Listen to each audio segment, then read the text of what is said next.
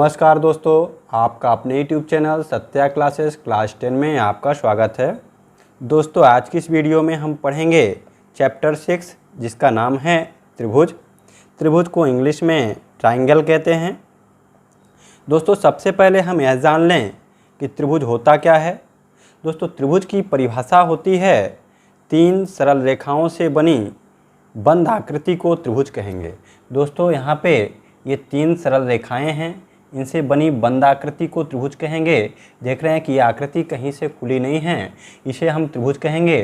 यदि यहाँ पे ये तीन सरल रेखाएं हैं, इनसे बनी आकृति को त्रिभुज कहें तो ये कहना गलत हो जाएगा, क्योंकि ये आकृति बंद नहीं है। तो तीन सरल रेखाओं से बनी आकृति हो जो बंद हो उसे हम त्रिभुज कहेंगे। दोस्तों त्रिभुज में तीन शीर्ष होते हैं, ए बी सी। इसको हम किसी भी नाम से कोई भी नाम दे सकते हैं। तो किसी भी त्रिभुज के तीन शीर्ष होंगे। त्रिभुज में तीन भुजाएं हैं। तो दोस्तों जैसे इस त्रिभुज में तीन शीर्ष क्या हैं, ए बी सी, ये तीन शीर्ष हैं। और इस त्रिभुज की तीन भुजाएं कौन सी हैं, ए बी सी और सी ए। दोस्तों किसी भी त्रिभुज में तीन कोण होते हैं। तो जैसे इस त्रिभुज में कोण ए, कोण बी और कोण सी। दोस्तों त्रिभुज के तीनों कोणों का योग जो होता है निश्चित होता है। किसी त्रिभुज के तीनों अंतः कोणों का योग 180 डिग्री होता है। दोस्तों जैसे यहाँ त्रिभुज के तीन कोण हैं ये, तो त्रिभुज के तीनों कोण, तीनों अंतः कोण ए बी और सी का योगफल कितना हो जाएगा, 180 डिग्री। तो दोस्तों इस तरह से अपने को याद रखना है कि किसी त्रिभुज के तीनों अंतः कोणों का योग 180 डिग्री होता है। दोस्तों इसके बाद फिर हमें इसमें ध्यान देना है त्रिभुज के प्रकार। तो दोस्तों त्रिभुज कई प्रकार के होते हैं। भुजाओं के आधार पर त्रिभुजों को वर्गीकरण किया गया है, कोणों के आधार पर त्रिभुजों का वर्गीकरण किया गया है। तो दोस्तों भुजाओं के आधार पर देखा जाए तो त्रिभुज तीन प्रकार के होते हैं। समबाहु त्रिभुज यानी ऐसा त्रिभुज जिसकी तीनों भुजाएं समान लंबाई की हों उसे समबाहु त्रिभुज कहेंगे। दूसरा है समद्विबाहु त्रिभुज, ऐसा त्रिभुज जिसकी दो भुजाएं समान लंबाई की हों, एक भुजा अलग लंबाई की हो, उसे हम समद्विबाहु त्रिभुज कहेंगे। तीसरा है विषमबाहु त्रिभुज यानी जिसकी सभी भुजाएं अलग अलग लंबाई की हों, उसे विषमबाहु त्रिभुज कहेंगे। दोस्तों इसी प्रकार से कोणों के आधार पर भी त्रिभुज तीन प्रकार के होते हैं। न्यून कोण त्रिभुज, ऐसा त्रिभुज जिसका प्रत्येक कोण न्यून कोण हो उसे न्यून कोण त्रिभुज कहेंगे। दूसरा है समकोण त्रिभुज, ऐसा त्रिभुज जिसका एक कोण 90 डिग्री का हो उसे समकोण त्रिभुज कहेंगे। यदि किसी त्रिभुज का एक कोण 90 डिग्री मिलता है तो उसे समकोण त्रिभुज कहेंगे। समकोण त्रिभुज में जो 90 डिग्री के सामने की भुजा जो होती है उसे कर्ण कहते हैं, इंग्लिश में हाइपोटेनस कहते हैं। और ये आधार होता है, इंग्लिश में बेस कहेंगे। और ये लंब होता है जिसे एल्टीट्यूड या परपेंडिकुलर कहेंगे। दोस्तों समकोण त्रिभुज में कर्ण का वर्ग जो होता है यानी सबसे बड़ी भुजा का वर्ग अन्य दो छोटी भुजाओं के वर्गों के योगफल के बराबर होता है। और इसे हम पाइथागोरस प्रमेय कहते हैं। ये पाइथागोरस प्रमेय क्या कहता है कि किसी समकोण त्रिभुज में कर्ण का वर्ग बराबर होता है लंब का वर्ग प्लस आधार का वर्ग। तो दोस्तों इस तरह से समकोण त्रिभुज क्या है ये समझ में आ गया। और तीसरा होता है अधिक कोण त्रिभुज, ऐसा त्रिभुज जिसका एक कोण अधिक कोण हो यानी 90 डिग्री से ज़्यादा हो उसे हम अधिक कोण त्रिभुज कहेंगे। जैसे ये कोण यदि 90 डिग्री से ज़्यादा है, किसी त्रिभुज का ऐसा कोण कोई ऐसा त्रिभुज जिसका एक कोण 90 से ज़्यादा है तो उसे हम अधिक कोण त्रिभुज कहेंगे। दोस्तों एक होता है समकोण समद्विबाहु त्रिभुज यानी ऐसा त्रिभुज जिसका एक कोण समकोण हो और उसकी दो भुजाएं समान लंबाई की हों तो उसे समद्विबाहु समकोण त्रिभुज कहते हैं। तो दोस्तों ये था त्रिभुज का सामान्य परिचय। इसके बाद हम पढ़ेंगे समरूप आकृतियाँ। दोस्तों समरूप आकृतियाँ क्या होती हैं इसके बारे में हम जानें। तो दोस्तों जैसे यहाँ पे हम देख रहे हैं ये एक वृत्त है और ये एक बड़ा वृत्त है। दोस्तों हम देखते हैं वृत्त की बनावट जो है एक जैसे होती है। दोस्तों समरूप आकृतियाँ जैसे नाम से ही स्पष्ट है, सम प्लस रूप, यानी जिसका रूप समान है उसे समरूप कहेंगे। दोस्तों दो ऐसी आकृतियाँ जिनकी बनावट रूप रंग एक जैसा है उसे हम समरूप कहेंगे। दोस्तों जैसे यहाँ देख रहे हैं एक छोटा सा वृत्त है, एक बड़ा वृत्त है, तो ये दोनों वृत्त एक जैसे दिख रहे हैं, इनकी बनावट एक जैसा है, इसलिए हम इसे समरूप त्रिभुज कहेंगे, समरूप वृत्त कहेंगे। दोस्तों ऐसे ही हम वृत्त बनाएं दो। यहाँ पे जैसे एग्जाम्पल हम देख सकते हैं, ये किताब में दिया गया है, ये दो वृत्त हैं, दोनों वृत्त की बनावट एक जैसी है, इसे हम समरूप कहेंगे। यहाँ छोटा बड़ा हो सकता है, यहाँ दो वर्ग दिए गए हैं, दोनों वर्ग एक जैसे दिख रहे हैं, तो इसे हम समरूप कहेंगे। यहाँ दो त्रिभुज दिएंगे, दोनों त्रिभुजों की बनावट एक जैसे है, इसे हम समरूप कहेंगे। दोस्तों जैसे कि स्कूल में, किसी एक स्कूल में कोई 6th क्लास का स्टूडेंट है और एक 8th क्लास का स्टूडेंट है, यदि दोनों को एक ही जैसे यूनिफॉर्म एक कलर का लगता है तो दोनों का यूनिफॉर्म जो होगा उसे हम समरूप कह सकते हैं। 6th क्लास का स्टूडेंट और 8th क्लास का स्टूडेंट दोनों का यूनिफॉर्म एक जैसे दिख रहा है और उनका कलर एक जैसा है। हाँ, उसमें साइज़ में अंतर हो सकता है, 6th क्लास का जो स्टूडेंट होगा उसका यूनिफॉर्म थोड़ा छोटा होगा, 8th क्लास का जो स्टूडेंट होगा उसका यूनिफॉर्म थोड़ा सा बड़ा होगा। तो दोस्तों इस तरह से हम समरूप को अच्छी तरह से समझ गए होंगे कि समरूप क्या है, जिसका रूप रंग बनावट एक जैसा हो, साइज़ में अंतर हो सकता है, उसे हम समरूप कहेंगे। तो दोस्तों अब बात आती है कि समरूपता हम कैसे कह सकते हैं, उसका कुछ नियम है क्या। तो दोस्तों समरूपता का नियम होता है, समरूपता का नियम, समरूपता का नियम होता है कोई भी दो बहुभुज समरूप होंगे यदि उनके संगत कोण बराबर हों। दूसरा उसमें हमें ध्यान देना है कि उसकी संगत भुजाएं समानुपाती हों, यानी उनके संगत भुजाओं का अनुपात जो हो समान हो, उनकी संगत भुजाएं समानुपाती हों। तो दोस्तों इस तरह से दो बहुभुज को हम समरूप तभी कहेंगे जब उनके संगत कोण बराबर हों और उनकी संगत भुजाएं समानुपाती हों। ये समरूपता का नियम है। तो दोस्तों यहाँ पे हम इसको समझ लेते हैं, थोड़ा सा चित्र बना करके। ऐसे एक ये त्रिभुज है, एक ये त्रिभुज है। दोस्तों इस त्रिभुज को हम ABC नाम दे देते हैं, इसको PQR नाम दे देते हैं। दोस्तों यहाँ पे हम इसको मान लेते हैं कि ये 60 का है, ये 80 का है, ये 40 का है, मान लेते हैं। इसमें देखने में इतना दिख नहीं रहा, पर मान लेते हैं कि ये 60 का, इसकी माप 60 डिग्री, इसकी 80, इसकी 40। दोस्तों इसको भी हम 60 यहाँ पे मान लेते हैं, 60 का है, ये 80 का है और ये कितना 40 का है। तो दोस्तों यहाँ पे हम देख रहे हैं कि पहले त्रिभुज का कोण A, दूसरे त्रिभुज का कोण P 60 डिग्री का, ये इसका कोण है 60 का, इसका कोण P 60 का, यानी पहले त्रिभुज का कोण A दूसरे त्रिभुज के कोण P के बराबर है। पहले त्रिभुज का कोण B जो है दूसरे त्रिभुज के कोण Q के बराबर है। पहले त्रिभुज का कोण C जो है दूसरे त्रिभुज के कोण R के बराबर है। तो दोस्तों यहाँ पे आप देख रहे हैं कि पहले त्रिभुज के तीनों कोण दूसरे त्रिभुज के तीनों संगत कोणों के बराबर है। तो दोस्तों हम इसे कहेंगे कि पहले त्रिभुज के तीनों कोण दूसरे त्रिभुज के तीनों संगत कोणों के बराबर है, अर्थात ये दोनों त्रिभुज क्या हैं, समकोणिक है, अर्थात इनके कोण क्या समान हैं। तो दोस्तों यहाँ पे पहली जो स्थिति है संगत कोण बराबर हों, तो आप देख रहे हैं कि इन दोनों त्रिभुजों के संगत कोण बराबर हैं। अब यहाँ पे हम मान लेते हैं इसकी लंबाई 2 है, इसकी लंबाई 4 है, इसकी लंबाई 6 है, इसकी 4 है, इसकी हम 8 मान लेते हैं, इसकी 12 मान लेते हैं। तो दोस्तों यहाँ पे आप भुजाओं में देखते हैं कि AB बटे भुजाओं का अनुपात देखते हैं, इसकी AB का संगत भुजा क्या, यहाँ पे PQ हो जाएगा। AB बटे PQ करते हैं तो AB का मान क्या है 2, PQ का मान क्या है 4। इसको हम ये 2 से कैंसिल, 2 कम 2, 2 दूनी 4। AB बटे PQ का मान क्या है 1/2 आता है। अब हम इसमें BC बटे QR करते हैं, BC बटे QR करते हैं, तो BC का मान क्या है 4 और QR का मान क्या है 8।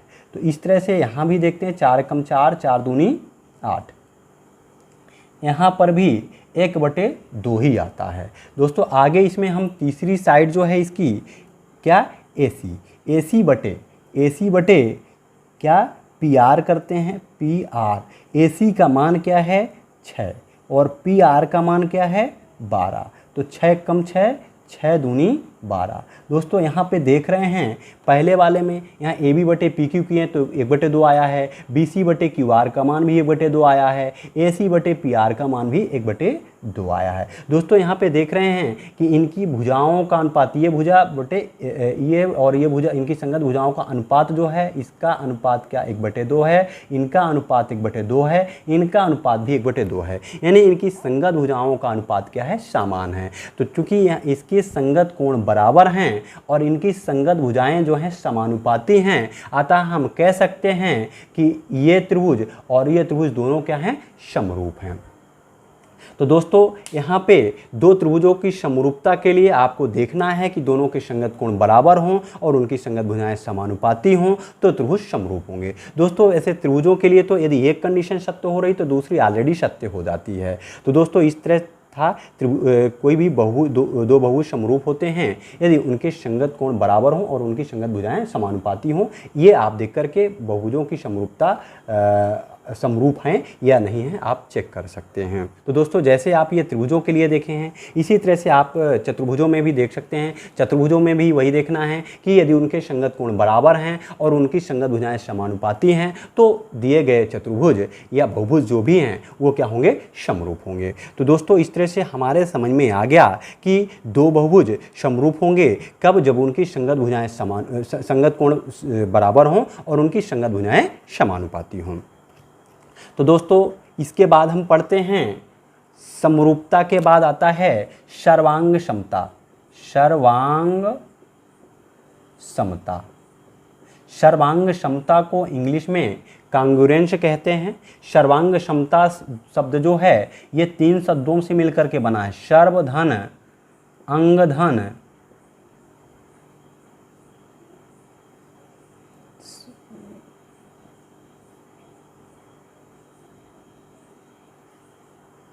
सर्वधन अंगधन समता, सर्वांग समता। तो दोस्तों सर्व यानी होता सब, अंग यानी उसके पार्ट, समता यानी होता समान।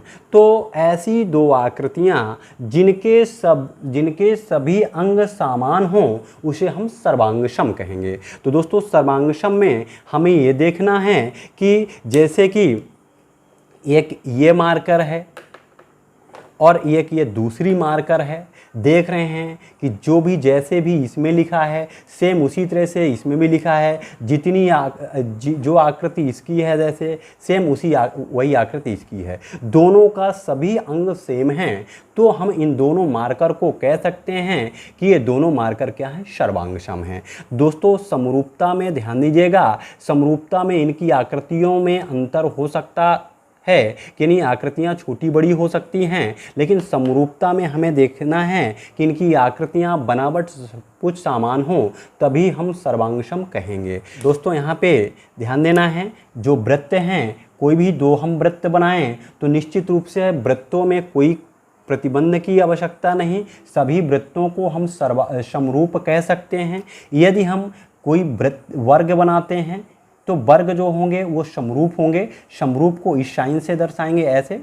तो कोई भी वृत्त हैं, वृत्त में कोई कंडीशन की आवश्यकता नहीं कि उनके कोण या कि उनकी भुजाएं, ठीक ना, कुछ नहीं देखना है। ऐसे वर्गों में हमें उनके कोण भुजाओं को नहीं देखना है। कोई भी वृत्त है, वृत्त का नाम है, वृत्त है यदि तो वो निश्चित रूप से समरूप होंगे। दो वर्ग हैं यदि तो दो वर्ग निश्चित रूप से समरूप होते हैं, उसमें कोई प्रतिबंध कोई कंडीशन की आवश्यकता नहीं होती है। तो दोस्तों इसी तरह से यदि दो समबाहु त्रिभुज जो होते हैं, समबाहु त्रिभुज क्या समरूप होंगे। समबाहु त्रिभुज में हमें कोई प्रतिबंध की आवश्यकता नहीं, यदि समबाहु है तो हम उसे समरूप कह सकते हैं। दोस्तों जैसे कि यदि ये एक समबाहु त्रिभुज है मीन्स इस त्रिभुज की तीनों भुजाएं समान हैं और इस एक ये त्रिभुज है, इसकी तीनों भुजाएं समान लंबाई की हैं। जैसे इसकी मान लेते हैं 2-2 सेंटीमीटर की है, इसकी 3-3 सेंटीमीटर की है, तो ये त्रिभुज समबाहु है, तीनों भुजाएं समान लंबाई की, तो समबाहु। ये त्रिभुज भी समबाहु है, इसकी तीनों भुजाएं समान लंबाई की है। तो यदि समबाहु त्रिभुज है तो उसमें हमें कोई प्रतिबंध, कोई कोण या कोई भुजा की आवश्यकता नहीं है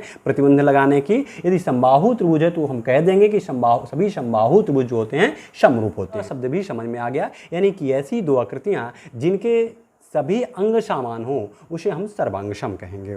अब हम प्रश्नावली 6.1 पढ़ेंगे। पहला क्वेश्चन है, कोष्ठकों में दिए गए शब्दों में से सही शब्दों का प्रयोग करते हुए रिक्त स्थान भरिए। यहाँ पे पहला दिया गया है सभी वृत्त होते हैं, सभी वृत्त होते हैं। और यहाँ पे ऑप्शन दिया गया है समरूप, सर्वांगसम और समरूप। यहाँ पे दिया गया है सर्वांगसम और समरूप। तो दोस्तों सभी वृत्त क्या होते हैं? समरूप होते हैं। यदि वृत्त हैं तो उसमें हमें कोई प्रतिबंध की आवश्यकता नहीं, वृत्त नाम से ही उसमें हम कह देंगे यदि दो वृत्त दिए गए हैं कैसे भी हैं तो निश्चित रूप से सभी वृत्त क्या होते हैं? समरूप होते हैं, समरूप। तो इसमें फिल कर देंगे समरूप। यदि वृत्तों की त्रिज्याएं, यदि दो वृत्तों की त्रिज्याएं समान हो तो वृत्त सर्वांगसम हो जाएंगे। तो दोस्तों सभी वृत्त क्या होते हैं? समरूप होते हैं। फिर अगला है सभी वर्ग होते हैं। सभी वर्ग होते हैं क्या समरूप होते हैं कि सर्वांगसम? तो दोस्तों जैसे कि हम पहले ही बता चुके हैं कि सभी वर्ग जो हैं, सभी वृत्त जो हैं समरूप होते हैं, सभी वर्ग समरूप होते हैं, सभी समबाहु त्रिभुज समरूप होते हैं। तो सभी वर्ग क्या होंगे? समरूप। इसमें आपको समरूप भरना है। फिर तीसरा है सभी, फिर यहाँ पे खाली स्थान, त्रिभुज समरूप होते हैं। कौन से त्रिभुज समरूप होते हैं? समद्विबाहु कि समबाहु? तो दोस्तों आपको बताया गया है कि सभी समबाहु त्रिभुज समरूप होते हैं। तो तीसरे वाले में क्या भरेंगे? सभी क्या? समबाहु। क्या भरेंगे? समबाहु त्रिभुज समरूप होते हैं। फिर अगला है भुजाओं की समान संख्या वाले दो बहुभुज समरूप होते हैं यदि उनके संगत कोण क्या? अब यहाँ पे संगत कोण खाली स्थान दिया है तथा उनकी संगत भुजाएं और खाली स्थान दिया है। तो संगत कोण बराबर व संगत भुजाएं क्या? समानुपाती। तो पहले में क्या? बराबर और दूसरे में उनकी संगत भुजाएं समानुपाती। तो दोस्तों चौथे में दो खाली स्थान है तो पहले वाले में बराबर यानी उनके संगत कोण बराबर और उनकी संगत भुजाएं समानुपाती, इसमें भर देंगे। दोस्तों फिर अगला दूसरा नंबर क्वेश्चन है, निम्नलिखित युग्मों के दो भिन्न भिन्न उदाहरण दीजिए। तो दोस्तों इसमें क्या कहता है कि दो समरूप आकृतियों के दो उदाहरण देना है और दूसरे नंबर में ऐसी आकृतियाँ जो समरूप नहीं हैं उनके दो उदाहरण देना है। तो दोस्तों समरूप आकृतियों का उदाहरण आप क्या? ये एक वृत्त हो गया और एक ये दूसरा वृत्त हो गया। तो दो वृत्त हैं, निश्चित रूप से ये दोनों वृत्त क्या? समरूप होंगे। तो ये दो समरूप आकृतियों का क्या उदाहरण हो गया। पहला नंबर ये हो गया। दो उदाहरण देना था। दूसरा उदाहरण आप दे सकते हैं, एक ये वर्ग हो गया और एक इससे बड़ा वर्ग हो गया, ये दो समरूप हैं। तो दोस्तों यहाँ पे दो समरूप आकृतियों का उदाहरण देना था। तो दो समरूप आकृतियों को उदाहरण आप दे सकते हैं, दो वृत्त समरूप होते हैं और यहाँ पे दो वर्ग समरूप होते हैं। त्रिभुज भी कह सकते हैं, एक ये त्रिभुज और दूसरा एक समबाहु त्रिभुज ये है, तो समरूप होंगे। तो दो एग्जाम्पल देने थे, कोई भी आप दे सकते हैं। फिर ऐसी आकृतियाँ जो समरूप नहीं हैं उनके दो एग्जाम्पल देने हैं। तो दोस्तों जो समरूप नहीं हैं उनके दो एग्जाम्पल देना है। तो यहाँ पे आप दे सकते हैं, एक ये त्रिभुज और एक ये क्या? चतुर्भुज। ये दोनों आकृतियाँ समरूप नहीं हैं। एक त्रिभुज और एक चतुर्भुज का एग्जाम्पल दे दिए पहले में। दूसरा दो एग्जाम्पल देने हैं। दूसरा आप दे सकते हैं, एक ये त्रिभुज और ये क्या? वृत्त कह सकते हैं, ये समरूप नहीं है। तो दोस्तों यहाँ पे दो ऐसी आकृतियों का उदाहरण देना था जो समरूप नहीं हैं। तो ये दो ऐसी आकृतियों के उदाहरण हो गए जो समरूप नहीं। कोई भी दो एग्जाम्पल दे सकते हैं आप। तो दोस्तों इसमें तीसरा क्वेश्चन है, बताइए कि निम्नलिखित चतुर्भुज समरूप हैं या नहीं। तो यहाँ दो चतुर्भुज दिए गए हैं, अब ये समरूप है या नहीं। तो दोस्तों सिंपल सी बात है, हमें कोई भी बहुभुज हो हमें उसमें दो ही चीज़ें देखनी हैं कि यदि उनके संगत कोण बराबर हो रहे हैं और उनकी संगत भुजाएं समानुपाती हैं तो निश्चित रूप से बहुभुज जो होगा वो समरूप होगा। अब आइए हम देखते हैं इसमें पहला, इसमें इनके संगत कोण बराबर हैं या नहीं हैं। तो दोस्तों यहाँ पे देख रहे हैं कि ये जो है ये वर्ग है, इसकी चारों भुजाएं समान लंबाई की, यहाँ पे निश्चित रूप से ये कोण कितने का, 90 का, इस तरह से बना रहता है, यानी कोण 90 का। तो दोस्तों यहाँ पे इसका प्रत्येक कोण 90 डिग्री का है और इसका प्रत्येक कोण 90 का नहीं है। देखने से ही समझ में आ रहा है ये क्या है, इसका प्रत्येक कोण 90 है, इसका प्रत्येक कोण 90 नहीं है। तो दोस्तों यहाँ पे हम देख रहे हैं कि पहले वाले चतुर्भुज के चारों कोण दूसरे वाले चतुर्भुज के चारों कोणों के संगत कोणों के बराबर नहीं हैं। तो यहाँ पे पहली कंडीशन असत्य हो रही है कि एक बहुभुज के सभी कोण दूसरे बहुभुज के संगत कोणों के बराबर नहीं हैं, अतः यह बहुभुज जो हैं समरूप नहीं हैं। तो दोस्तों इसको हम कह सकते हैं कि ये जो चतुर्भुज दिए गए हैं ये समरूप नहीं हैं। दोस्तों यहाँ पे अपने को एक चीज़ और ध्यान देना है कि कोई भी दो आकृतियाँ यदि समरूप हैं, सर्वांगसम हैं, तो वो समरूप भी होती हैं। यदि दो आकृतियाँ सर्वांगसम हैं तो वो समरूप भी होंगी, किंतु यदि दो आकृतियाँ समरूप हैं तो सर्वांगसम हो ये जरूरी नहीं है। तो दोस्तों इस तरह से आप देख रहे हैं कि प्रश्नावली 6.1 कंप्लीट हो जाता है। उम्मीद करते हैं जो भी इस वीडियो में बताया गया है आपके समझ में आया होगा। यदि कोई प्रॉब्लम है तो आप कमेंट करके बता सकते हैं। तो दोस्तों यदि आप मेरे चैनल में नए हैं तो चैनल को सब्सक्राइब कीजिए और बेल का आइकन प्रेस कीजिए, जिससे जब भी नया वीडियो अपलोड किया जाए तो उसका नोटिफिकेशन आपको जल्द से जल्द